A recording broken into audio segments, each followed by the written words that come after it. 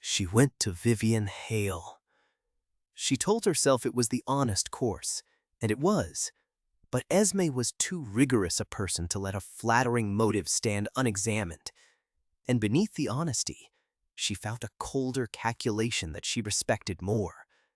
That she could not safely hold a thing like this in secret, in a facility owned by the people it incriminated, and that the only protection available to her was to make sure her employer knew that she knew, and to learn, from the manner of the knowing's reception, exactly how much danger she was in. A secret kept alone in the Hale Institute was a liability.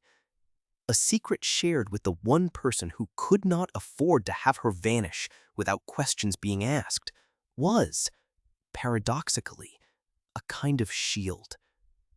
She would disclose.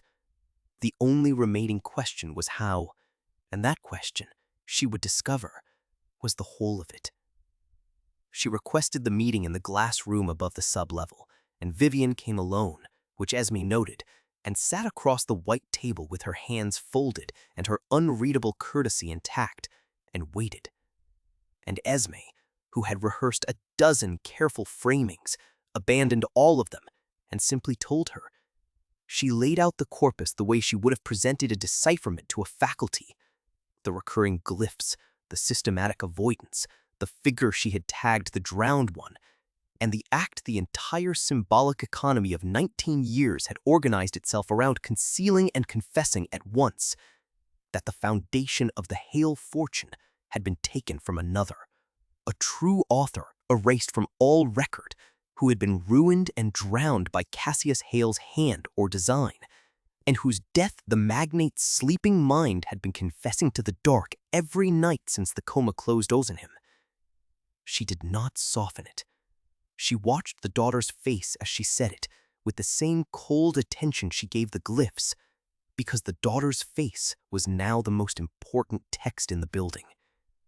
It gave her almost nothing, and the almost was everything. Vivian Hale did not gasp or weep or protest. She received the destruction of the story of her own life with a stillness so complete that Esme understood, watching it, that she was not seeing the stillness of shock. She was seeing the stillness of confirmation. Whatever else this was, it was not entirely news. Some part of Vivian Hale had known, or feared, or suspected for a very long time that the fortune she had spent 2 decades laundering into philanthropy had a body at the bottom of it, and Esme's decipherment had not informed her so much as ended her ability to keep not knowing. The daughter sat with it for a long moment, and then she said, very quietly, "You are certain of the reading." "As certain as I am of anything I have ever translated. The grammar does not lie. People lie. Grammar only avoids, and the patter of an avoidance is itself a confession. He has been telling himself this story for 19 years, Miss Hale. I have only learned to overhear it." And then Vivian Hale did the thing that would set the course of everything, which was that she did not tell Esme what she wanted. She asked instead what Esme wanted. "Now that you hold this, Dr. Cardew, what do you imagine should be done with it?" And the question was so precisely the question Esme had been afraid to be asked that she understood it for what it was. Not an inquiry, but a handing over. The deliberate transfer from a powerful woman to a hired stranger of a decision the powerful woman did not want to be seen to make alone. Vivian Hale was not going to declare herself. She was going to let Esme declare first and shape herself to the response. And Esme realized that her own next move would not merely reveal Vivian's nature, but to some real degree determine it. That an unreadable person at a moral crossroads becomes, in part, whatever the people around her give her permission to be.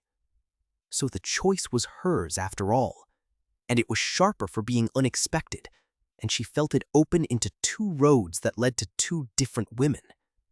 She could appeal to the better self she could not be sure existed. She could lay the whole weight of it before Vivian as a matter of conscience rather than of management, could speak for the drowned one, who had no other advocate in the world, and ask the daughter directly to help her surface the truth, restore the erased author to the record, and turn the Foundation's vast machinery from the laundering of a crime to the undoing of it. To gamble that beneath the unreadable executor was a woman who had built a life of atonement precisely because some part of her had always known what she was atoning for, and who might, given permission and a path, choose at last to make it real. To offer Vivian Hale, that is, the chance to be the person her philanthropy had always pretended she was. Or she could decline the handed-over decision and turn it back into intelligence gathering. She could give Vivian no lead to follow, commit to nothing, and instead probe, present the confession as a problem to be solved together while carefully withholding the one card that mattered, the door, the possible key to waking Hale, and watch how the daughter moved when she believed the translator had not yet found everything.